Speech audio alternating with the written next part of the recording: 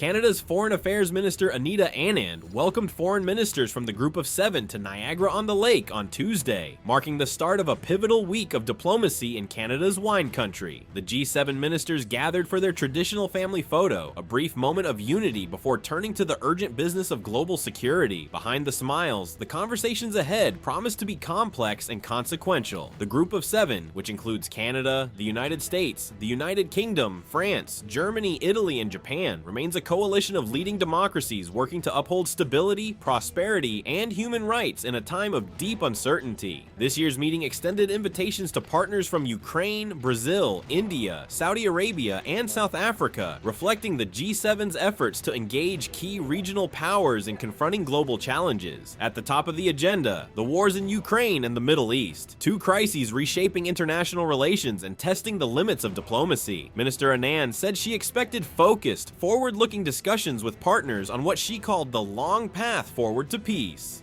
Her tone was steady, emphasizing patience and persistence as essential tools for progress. Foreign Affairs Minister's Ministerial, and we're going to have a very productive session this evening and tomorrow. The talks come as U.S. President Donald Trump's renewed peace efforts face mounting obstacles. A planned summit between President Trump and Russian President Vladimir Putin was recently postponed after Moscow rejected calls for an immediate ceasefire in Ukraine. That decision dimmed hopes for rapid progress, clouding prospects for direct negotiations between Kyiv and Moscow. 2 years into the latest escalation, the conflict in Ukraine continues to exact a devastating human cost. Western nations have struggled to maintain unity on military aid, sanctions, and long-term reconstruction plans. Meanwhile, tensions across the Middle East, from Gaza to Tehran, pose fresh tests for international diplomacy. The region's instability threatens to overshadow global cooperation efforts, challenging the G7 to find common ground amid competing interests. For Minister Anand, hosting the meeting on Canadian soil carries both symbolism and responsibility. It signals Canada's ongoing commitment to multilateralism, partnership, and dialogue, even when consensus proves difficult. Observers note that while the G7's approaches may differ, its members remain bound by shared principles: democracy, sovereignty, and human rights, which continue to guide their collective stance.